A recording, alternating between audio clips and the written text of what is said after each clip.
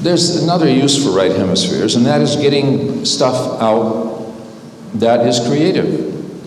Kekule, who discovered the benzene molecule, while dozing in front of a fire, is held to be the most brilliant piece of prediction in organic chemistry. He saw a daisy chain of snakes, and that gave him the idea for the benzene molecule. Tchaikovsky used to take walks in the rain in forests, and huge pieces of music, the whole orchestra would come into his mind under those conditions. So sometimes shutting down the busy environment around you, getting to a still point, is where these things can be reached. And we'll talk a little more about that later. What about EEG? Can your brainwaves signal a defense mechanism diminution, a dropping down of the defense mechanisms? Well, Fouts, Vogel, and Trotzman in Wyoming at the time examined ego functions as subjects passed from wakefulness to sleep. As subjects became drowsy and passed into sleep, their EEG changed from predominantly alpha, the 8 to 12, awake, alert, but relaxed condition, to alpha and fragmented alpha to low amplitude theta. But parallel with these EEG patterns were sequential ego states in a psychoanalytic model, showing increasing impairment of ego functions. Now, Ted Barber's dissertation is an example of this. He's a very famous hypnotist from the United States. His dissertation in 1957 was featured as an article in Scientific American, pretty good for a guy that just did his dissertation to get in that magazine. He showed that subjects in a drowsy state were just as suggestible as if they were hypnotized. So he'd get them drowsy, and then he'd sort of say something to them, like, oh, whatever, give them a command to carry out something. One of them said, "I was just sleepy enough to believe what you were saying was true. I couldn't oppose what you wanted with anything else." And there are many examples in the article. So just being drowsy can do it. And a dissertation was done at Yale, a little known one by Filippi, in 1965. He tape recorded attitude change statements on interracial dating, and they were presented during waking, drowsy, and deep sleep conditions. Only one condition produced a change, and that was in the drowsy state. So here are some of the modern techniques to bypass the DMs. Hypnosis, twilight learning, which you haven't learned much about yet, priming process, decodic listening, alpha-theta neurofeedback, which you've heard about from earlier speakers, binaural tones, which you've heard about, AVS, which you've heard about, audiovisual stimulation, and suggestology or superlearning, which you've also heard very briefly about. So let's look at twilight learning first. In the early 1970s, behaviorists were attempting to teach depressed patients positive self-talk, affirmations.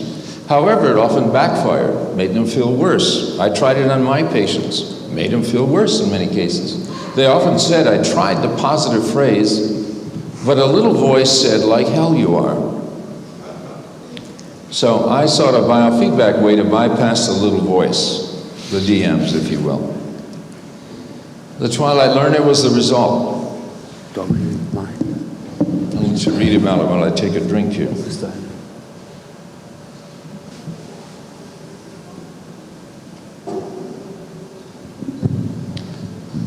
The device monitored the EEG from sensors on the left temporal parietal area, and when theta was detected in the relative absence of alpha and beta,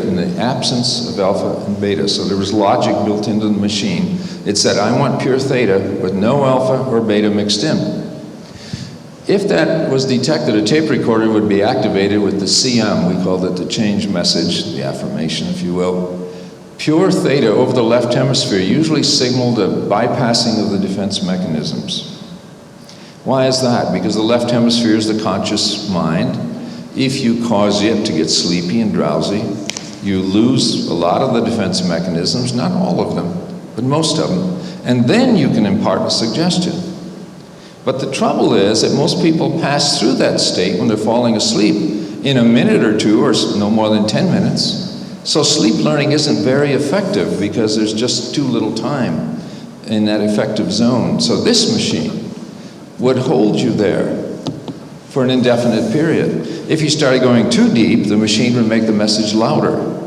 If you started going back up into alpha and beta, it would just stop the message. It had other features too. This is me way back in 1977, I guess. A little thinner, doing twilight learning. That was part of the article in Psychology Today. How did TL clients describe it? Because these clients were just on the edge of stage 1 sleep, they would often describe the experience as, I knew I was hearing things, but I couldn't get any of the words. So that's kind of what it's like. Info in, info out. As the unconscious is accessed by these procedures, it can and will yield stored memories which had been repressed perhaps over many years. Thus, not only will the CM go in, but certain of these formerly repressed memories and feeling states may come out.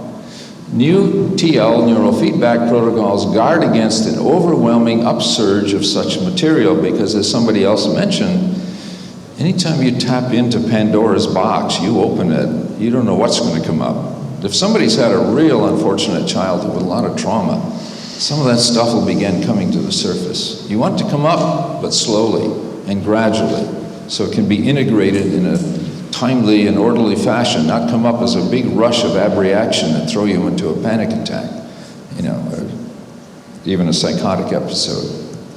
So neurofeedback procedures train the people a little bit in beta, how to produce beta. So if that stuff starts coming up, the therapist quickly says, okay, we're switching to beta now for a while. And that puts the lid on the box and then they're okay. What about deep hypnosis and deep hypnotic subjects? Are they theta types? You probably think they are, and indeed they are. Research on EEG during and preceding hypnosis has shown that good hypnotic subjects show more theta frequency power in their everyday states as well as when hypnotized. So even when they're not hypnotized, they're walking around with more theta than most of us. And by the way, deep hypnotics are probably 10% or less of the population. Moderate hypnotizables show increased theta during hypnosis, but not necessarily in everyday walking around states. There's a left to right shift under hypnosis. Research carried out in my clinic by Val Allen utilized the monitoring of bilateral left-right alpha EEG changes as subjects were hypnotized. So we're looking at alpha from two sides, two hemispheres, and we're hypnotizing people with a tape. And these were pain patients, and the tape had to do with relieving their pain. And the left-right right alpha ratio increased, indicating greater right hemisphere activation as the state was induced by an audio cassette that I created. The tape also contained the pain relief suggestions. This is kind of what turned out. The first bar is the pre-state, and that shows a ratio of almost 1, in which the left and right alpha are almost the same. And then as they go through the hypnosis, the left-right ratio goes up. What does that mean? It means that alpha over the right hemisphere is going down. This is a little confusing, because when alpha goes down, it means the hemisphere is more activated, because it gets more beta. So, as these bars go up, the people go under deeper and deeper hypnosis. And then at the end, we brought them back out. And by the way, it took almost 20 minutes to get some of these people back to the regular EEG after they were awakened. So there's a residual for hypnosis. This is a poor subject. Now look what she did. She did just the opposite. She pulled in her left brain as the suggestions were made. Why was that? Because her defense mechanisms didn't want that right to be accessed. It didn't trust it. And so it said, I'm going to hang out in my left brain even more than I normally do, and that's why you got the reverse L over R. Some details about it, and I'll go through these very quickly. There were 41 adults with chronic pain of at least 6 months duration. Pre and post periods were 5 minutes each. Hypnotic subliminal pain relief tape was approximately 30 minutes in duration. 25 subjects, and by the way, all these slides are going to be on the website later on, so you'll be able to look at them slowly and carefully and understand them a little bit better.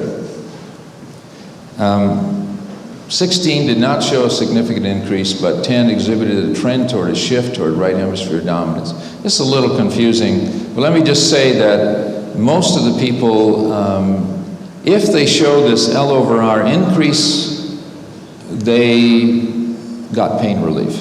In other words, if they got into the right brain, the suggestions took. If they did not, suggestions didn't take.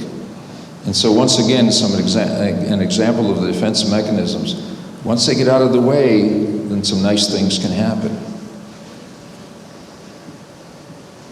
Why is post-hypnotic amnesia for suggestions more effective? Consciously remembered suggestions activate defense mechanisms. So if you tell somebody while under hypnosis, you will remember everything we did under this hypnotic session, they're going to have less effect than if you give them amnesia for what you just told them. Sounds cruel, but it works better. Priming acts in similar fashions. If subjects are not aware of the exact content of priming affirmations, they are more likely to be affected by the suggestions than if they learned of them consciously before they were presented. Some people insist on reading all of the affirmations that are on a subliminal tape. And that's okay, but they got to know that that's going to water down the effect if they do that. The revitalizer is a tape we created, especially for people who were real busy and couldn't afford to spend more than 12 minutes. It incorporates left-right, male-female whisper tracks, which were invented in Germany by a group here, and an NLP-type center track. That's a hypnotic center track, and left-right tracks by me and a female graduate student. Binaural tones to help kind of train the brainwave into the direction we want it to go. Ocean and mountain stream background. So it's a very nice tape and it works really well. And this is what it did to 36 pain patients. Just very briefly, it lowered their electrodermal response and their heart rate and increased their hand temperature and lowered their upper torso muscle tension, and then brought them out very nicely after about 12 minutes. We did an EEG. This is a compressed spectral array. And without going into too much detail, that's the alpha ridge you see standing out there. Time runs from top to bottom. And what the binaural tones do is take you down to 8 hertz and then leave you off at 10 at the end. And you can see the ridge curving right toward the end as they came out of the tape listening.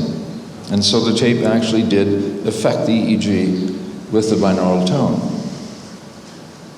This is the website if you want to go and learn more about Revitalizer and other products. It's called mindbyte.net with byte, B-Y-T-E.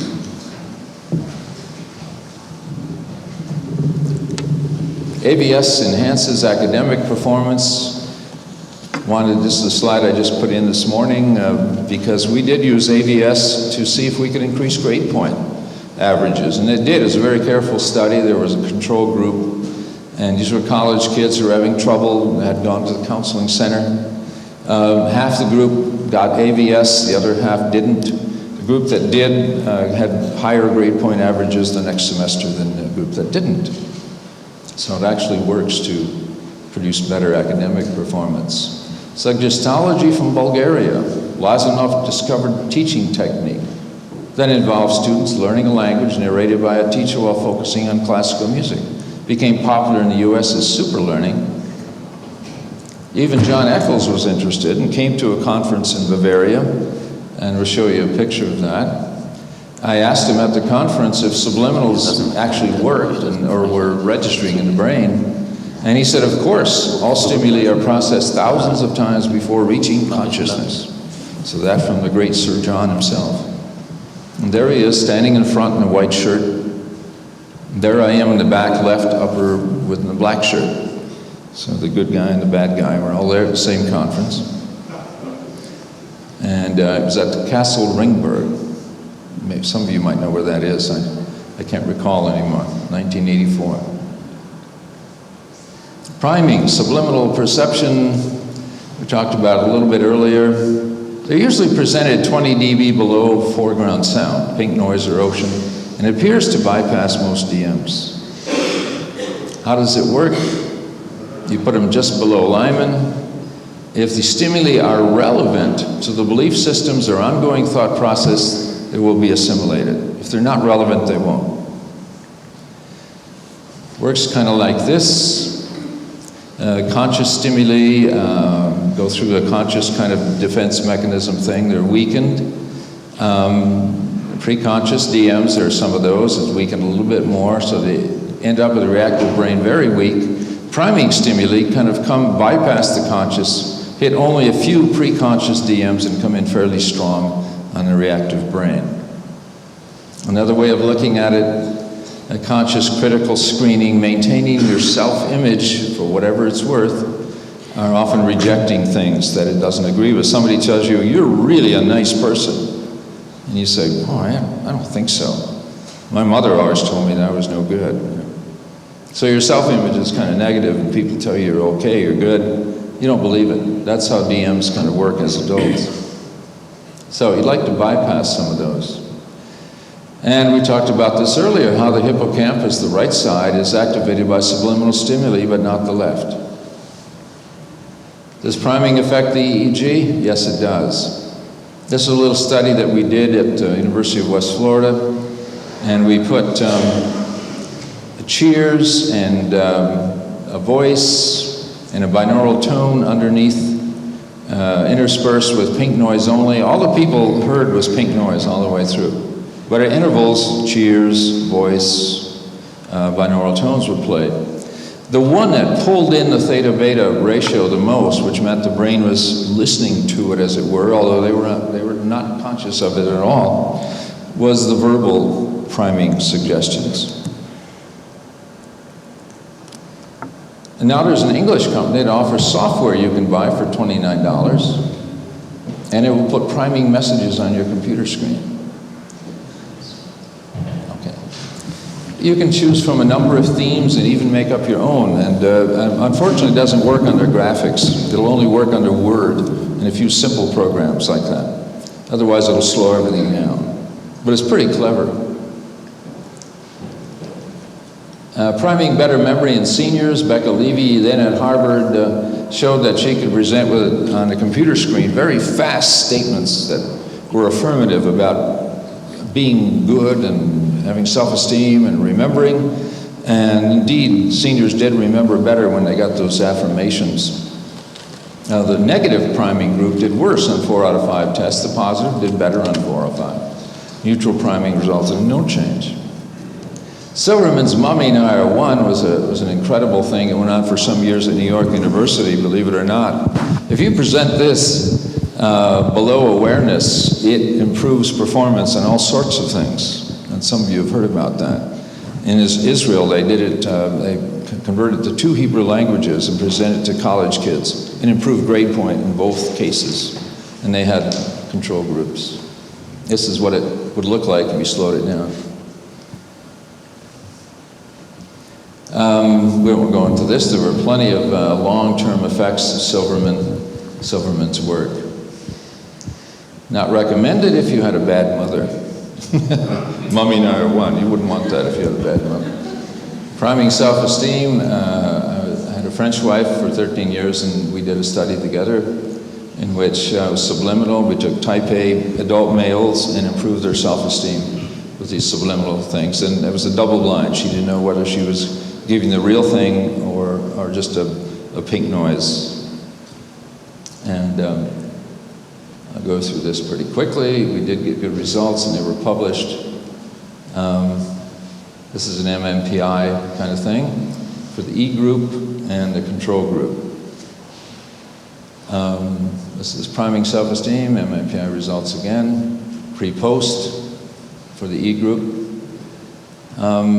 C group, not much change. Tennessee self-concept scale, much better for the E group than the C group. Now, dichotic listening, if you're presented with 2 separate messages in left and right ear, you're told only listen to the one side, you retain any knowledge of going the other side? Yes, under certain conditions.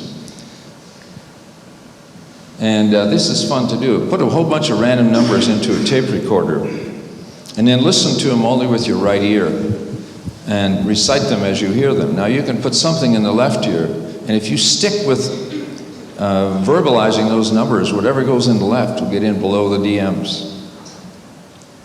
And so we did some experiments with that a long time ago. And it does work, but it drives you nuts. It's no fun.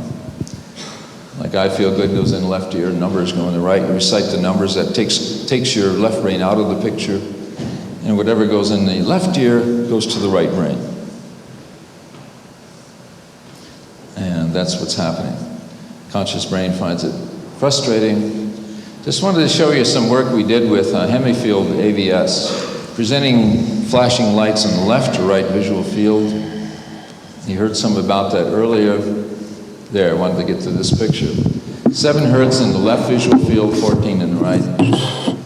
And you can see the slower frequencies on the right side at T6, the faster frequencies on the left. So indeed, you can, and this is the reverse, you can change the EEG with hemifield stimulation of this sort.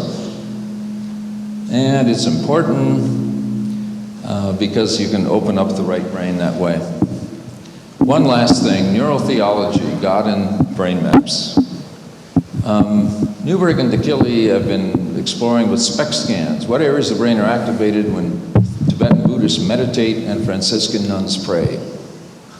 And just to make it very short of a long story, they activate the left prefrontal area like crazy.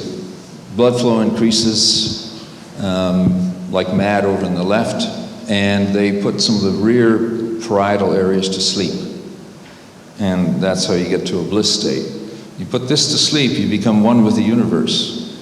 And then you light up the left frontal, that's the opposite of being depressed, and they are anything but depressed. Is God therefore in the brain? Perhaps, but an alternative model might suggest that by tuning the brain correctly, we can achieve the special state frequency, perhaps, where we can communicate with him or her more directly. And I thank you very much for your